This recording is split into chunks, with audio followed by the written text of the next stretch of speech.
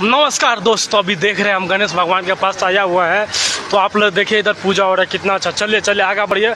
और ये अंकल छाप है, इधर देखिए इसको क्या काम कर रहे हैं लोग। भाई लोग देखिए गणेश भगवान है, बहुत अच्छा है,